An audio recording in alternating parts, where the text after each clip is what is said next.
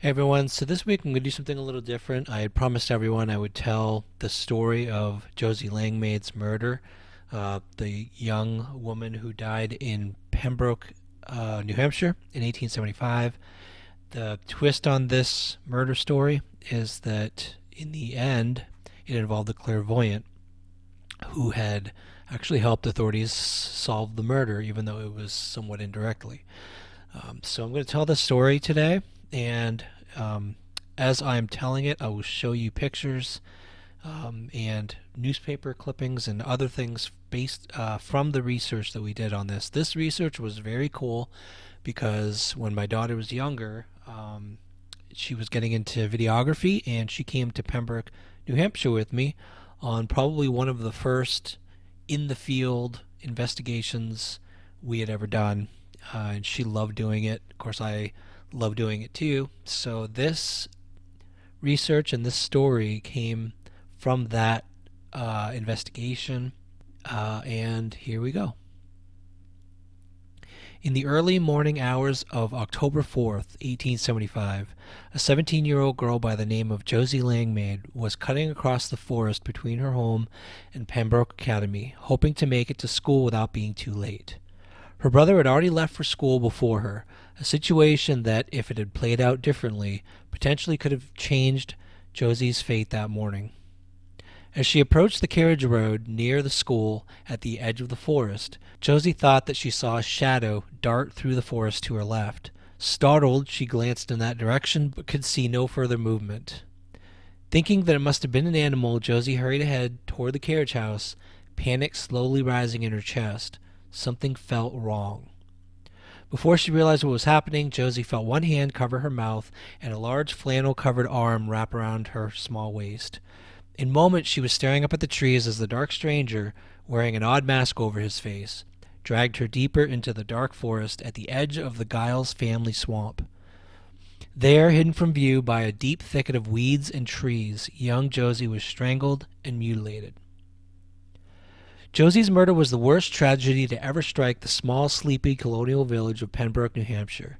However, as tragic as the killing was, it was ultimately the last in a long line of serial and murders that had occurred starting in Canada, extending down into St. Albans, Vermont, and finally the quiet and unsuspecting village of Pembroke, New Hampshire. There are many ways to weave this tale. One could start with the famous murder of Josie Langmaid, the subsequent investigation and arrest, and the trail of evidence that revealed the methods and warped mind of a terrible serial killer. However, it may make more sense to follow the story from the very beginning, a story that culminated with Josie's murder, but which produced many other tragedies throughout the miles that LaPage traveled in his escape from Canada down into New Hampshire. There's a lot more of this story. We're going to get to LaPage in a second, but before we do, let's take a quick break.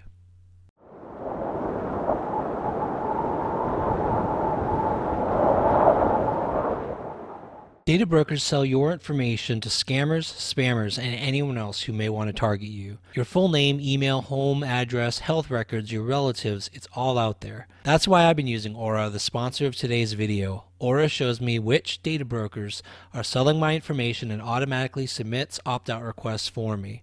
Cleaning up my information not only helps reduce the amount of spam I get, but it protects me from hackers who would use this information to help them access my social media accounts, bank accounts, and other sensitive information. I don't know if you saw this, but AT&T revealed that over 73 million customer records, both existing and former customers, were released on the dark web.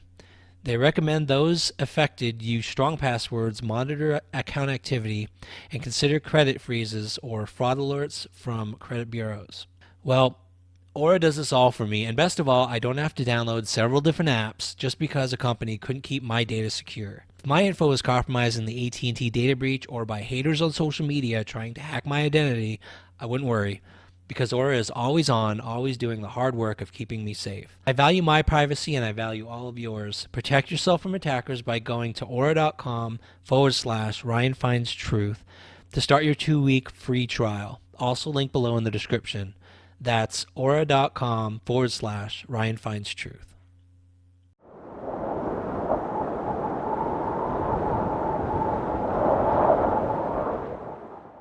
So let's start at the beginning.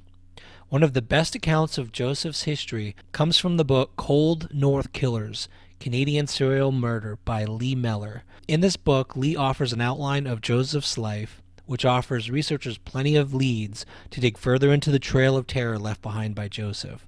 Born Joseph LaPage sometime in 1830, Joseph was the son of a farmer and grew up roughly 50 miles west of Montreal. At 20 years old, he married a woman 3 years older than him. They eventually moved to St. Beatrice, Quebec, roughly 40 miles south of Montreal, and over the years had 5 children with her. Thanks to the Josie Langmaid murder investigation, this is where LaPage's story starts to become much more clear. A newspaper report in a California paper, the Daily Alta, reported that on October 23, 1875, a detective Dearborn and an officer Hildreth raided the LaPage home and detained LaPage's wife for questioning. It was this interrogation that reveals what marriage was like with a serial rapist and murderer. His wife told investigators that Joseph was a heavy drinker and was an extremely violent man. Writer Mellor notes that there were rumors circulating that he had even tried to deflower his own daughters. They were not rumors at all. The Daily Alta reported that LaPage's wife admitted Joseph had made attempts to rape his own daughters. Quote, in her story to the officers today, his wife stated that he had made attempts to ravish his daughter, 15 years old, since living in Suncook, which is the old name for Pembroke, but was prevented by her interferences. She states that they have all been afraid for their lives, unquote. Unfortunately, the monster inside of LaPage was starting to grow, a beast with a thirst for sex and violence in equal measure, and by 1871, LaPage would act out his first attempt at feeding that beast. The story of how LaPage attacked his sister-in-law, Julienne Rousset, first came from LaPage's wife, in the same interrogation mentioned in the California newspaper. She explained that 5 years before the Langmaid murder, while they were living in St. Beatrice, Quebec, LaPage had attempted to essay and murder Julienne Rousset.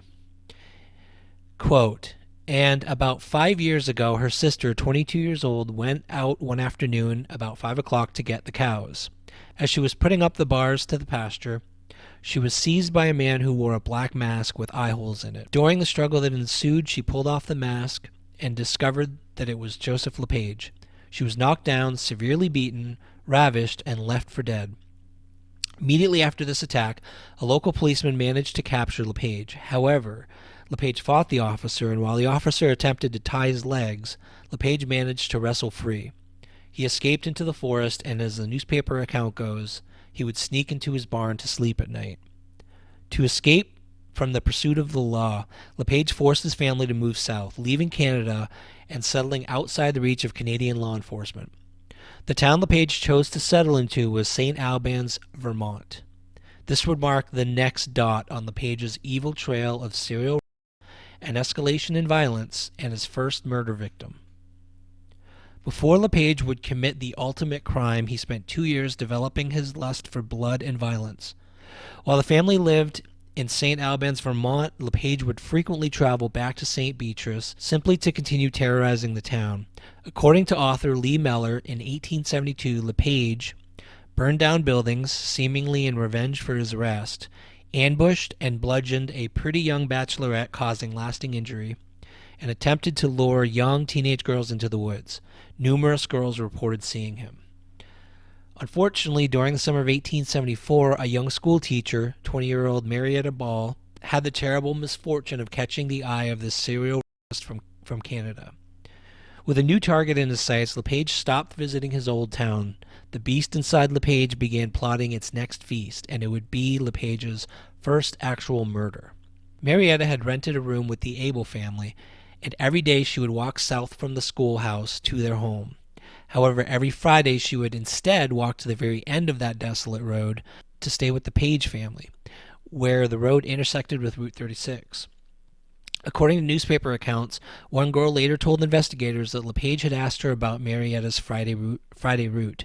According to the Daily Alta, quote, a short time before the murder, he inquired of a girl what road Miss Ball took in returning from school on Friday night, unquote. After the Page family hadn't heard from Marietta, they gathered a small search party to go out and look for her. At 1 a.m., they finally found her mutilated corpse. The evidence that they uncovered there would not make much sense until years later at the Langmaid trial. At the scene of the crime, they discovered a makeshift mask made out of a piece of carpeting fastened together with birch withes, a strand of birch used to bind things together. Marietta's head wrapped in her overshirt, as though the attacker didn't want to see the face of his victim during the attack. A large stone that had been used to knock Marietta unconscious. Her body had been severely beaten. Her limbs were repositioned after the crime to cover up the nature of the attack. And finally, the footprints in the mud near the body revealed that the killer had been wearing moccasins. However, the murder of Marietta did little to quiet the monster that had been growing inside of Joseph LaPage. Instead, it only seemed to become more enraged and bloodthirsty.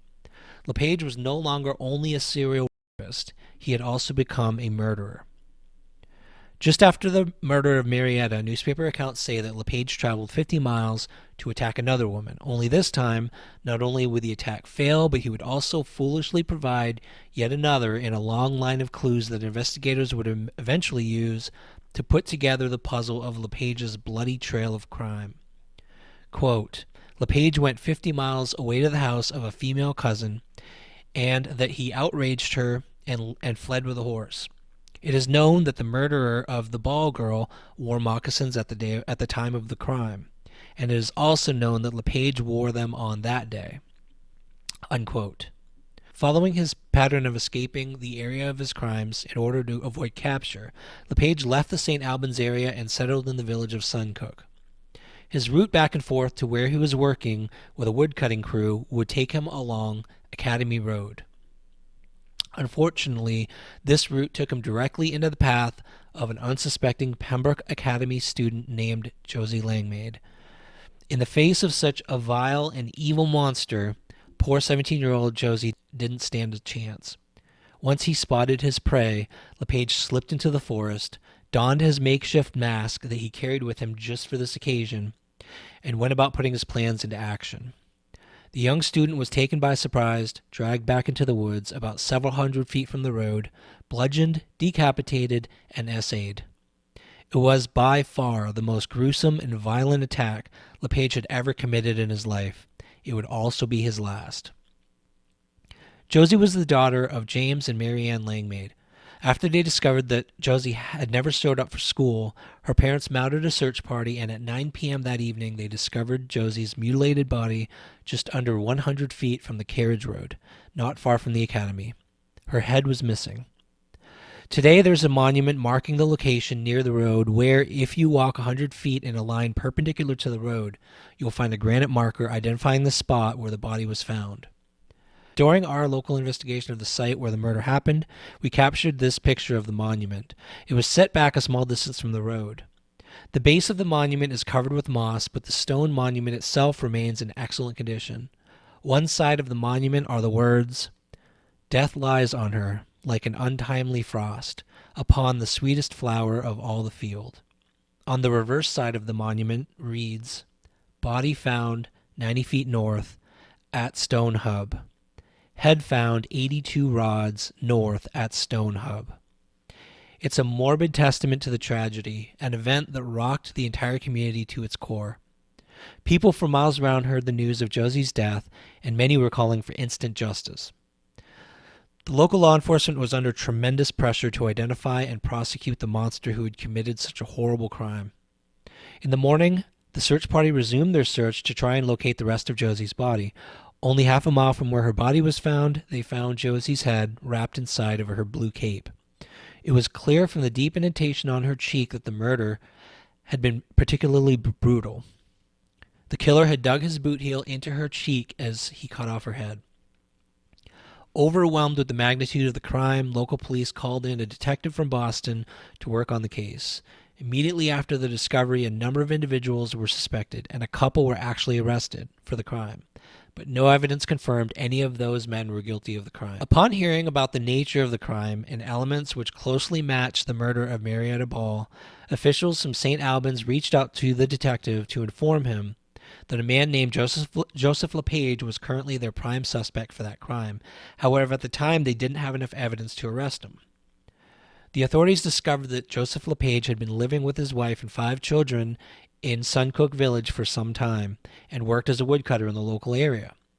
When investigators arrived at Joseph's house to make the arrest, they discovered more than enough evidence to tie LaPage to the crime, including a blood-stained coat and the fact that the size of the heel of his boots perfectly matched the indentation they had discovered on Josie's face.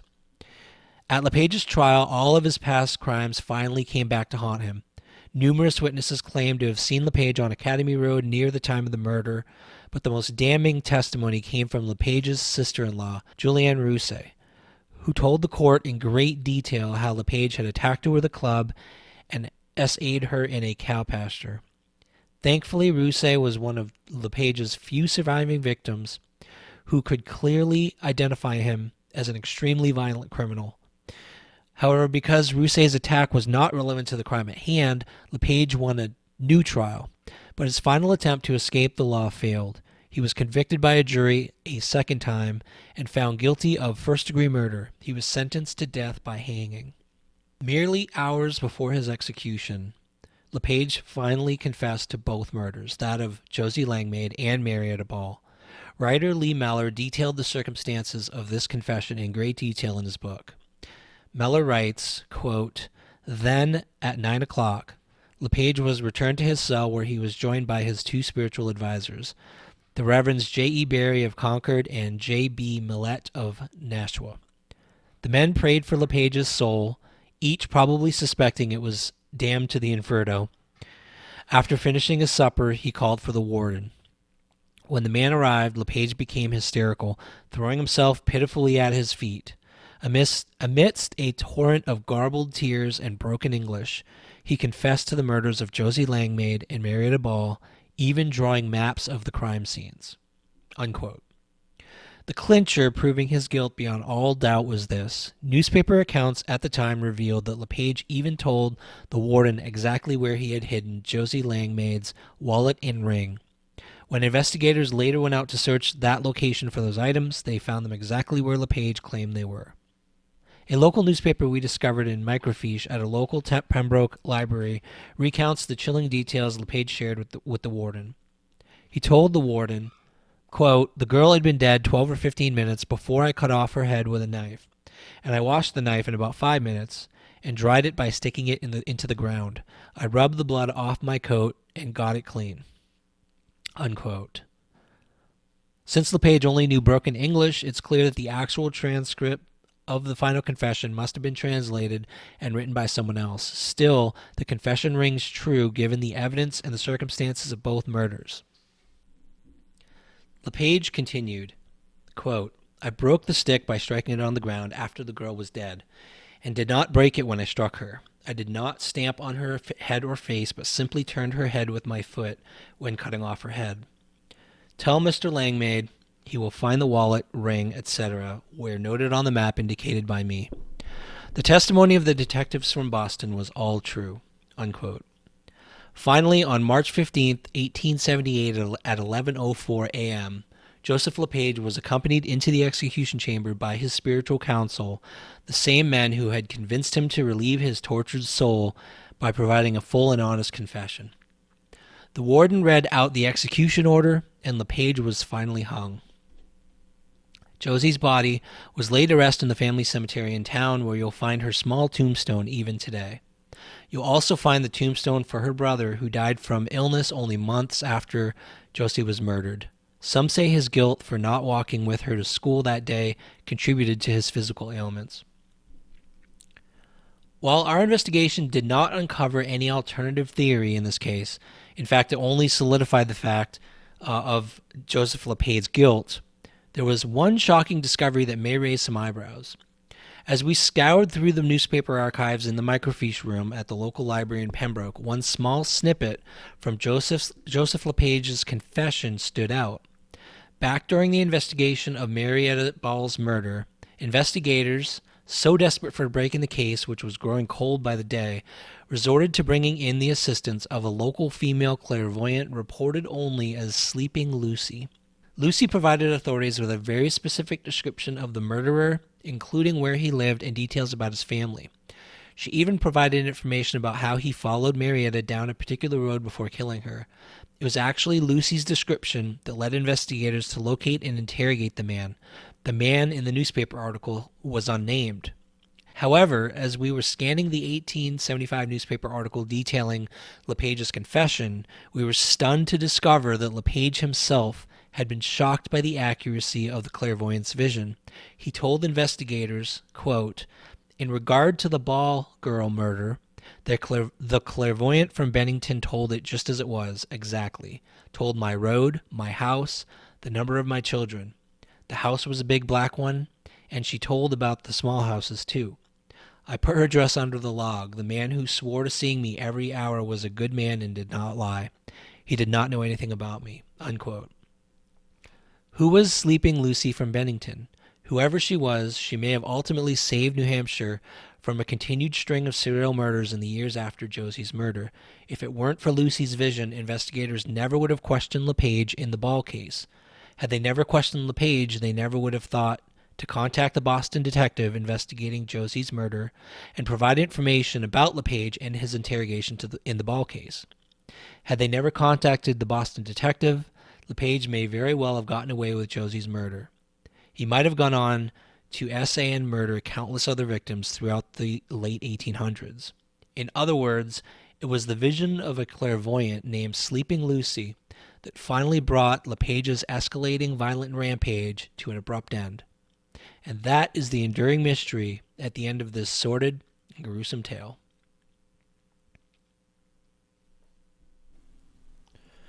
Thanks for listening, everyone, to the story of how a clairvoyant caught Josie Langmaid's murderer in 1875. Please leave your thoughts, comments in the comment section below. Let me know if you like this format, if you want to hear more stories of research that I've done in the past on different topics. Let us know, and I'll do more of these. Thanks for listening, and we'll see you next time.